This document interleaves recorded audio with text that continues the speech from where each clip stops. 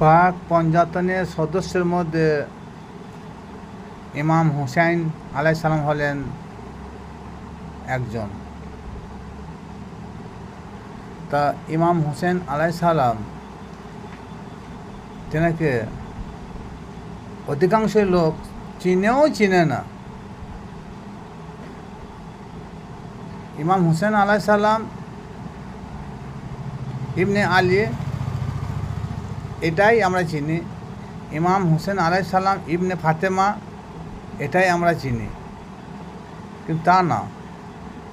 ইমাম হুসেন আলাইহিস সালাম হলেন দ্বীনে ইসলামের ধারক এবং বাহক।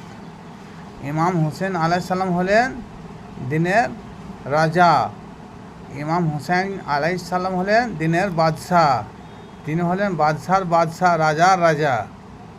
ইমাম হুসাইন আলাইহিস সালাম দ্বীন ইসলাম প্রতিষ্ঠিতকারী। ইমাম হুসেন আলাইহিস সালাম হলেন কলমা প্রতিষ্ঠিতকারী। ইমাম হুসাইন আলাইহিস সালাম হলেন নামাজ। ইমাম হুসাইন আলাইহিস সালাম হলেন, তিনি হলেন কুরআন। ইমাম হুসাইন আলাইহিস সালাম হলেন কাবার ও কাবা। ইমাম হুসাইন আলাইহিস সালাম হলেন জান্নাতের সর্দার। ইমাম হুসাইন আলাইহিস সালাম হলেন শহীদ আজম।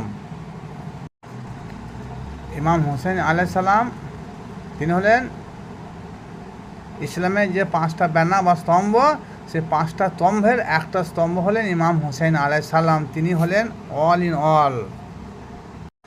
ইমাম হুসাইন আলাইহিস সালাম যদি কারবালা প্রান্তরে মাঠে নৃশংসভাবে যদি শহীদ না হতেন, তাহলে আজ দ্বীন ইসলাম ধুলোতে মিশে যেত। দ্বীন ইসলামের কোনো অস্তিত্ব থাকতো না। উমাইয়া রাজবংশের আইন বা বিধান প্রতিষ্ঠিত থাকতো।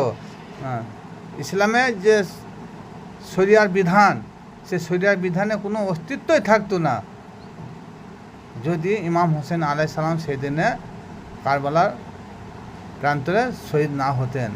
তিনি শুধু একা শহীদ হয়েছেন তা না, তিনি সপরিবারে 72 জনকে নিয়ে দ্বীন ইসলামের প্রতিষ্ঠিতের জন্যে, দ্বীন ইসলাম প্রতিষ্ঠিত করার জন্যে তিনি সপরিবারে 72 জনকে নিয়ে কুরবানি হয়েছেন। আর সেই দ্বীন ইসলাম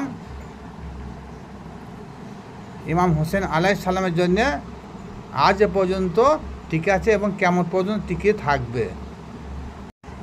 আজ ইসলামের বড় বড় ইসলামী স্কলাররা,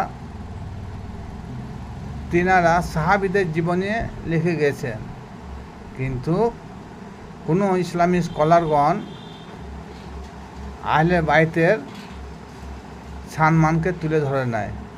তুলে ধরেছে ওই ব্যক্তি যেনারা আল্লাহওয়ালা ব্যক্তি, যেনারা প্রকৃতপক্ষে হোসাইনে মুসলমান, যেনারাই পাক পঞ্জাতনের প্রচার করে থাকেন। তেনারা যদি না থাকতেন, তাহলে আজ দ্বীন ইসলাম ধূলিসাৎ হয়ে যেত।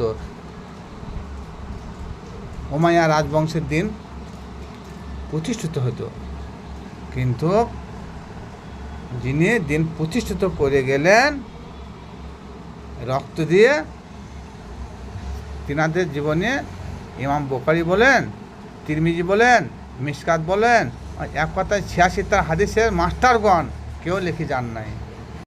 আর আপনি আমি যদি বেশি বেশি করে ইমাম হাসান, ইমাম হোসেন, মাওলা আলী বা ফাতেমা, এনাদের যদি জীবনী তুলে ধরি, এনাদের যদি প্রশংসা করি, আমাদেরকে শুনতে হয় আমরা নাকি শিয়া, আর শিয়া নাকি ইসলামের ঘোর দুশমন। ভাবতে বড় অবাক লাগে। এনারাই হচ্ছেন কোরআন গবেষক, এনারাই হচ্ছেন হাদিস গবেষক, কিন্তু পাক পঞ্জাত নিয়ে কেউ গবেষণা করলো না, আহলে বাইত নিয়ে কেউ গবেষণা করলো না। আহলে বাইত নিয়ে যদি গবেষণা থাকতো, তা ইসলামে এত ফেরকাবাজ থাকতো না। আহলে বাইতের প্রতি মহব্বত নাই বলি আজ ইসলাম হাজারো দলে বিভক্ত হয়েছে। কিন্তু আমরা আসুন একই ছায়াতলে আহলে বাইতে আওলাদে রসুলের তিনাদের স্মরণে জীবন কাটাবো, দিন কাটাবো। আশা করি আমরা বিভ্রান্তিতে পড়ব না, আমরা ঐক্যবদ্ধ থাকবো। আর আল্লাহ পাক রব্বুল আলামিন ঐক্যবদ্ধ কথা 200 বারের উপর বলেছেন, কিন্তু ঐক্যবদ্ধ আমরা হতে পারি না।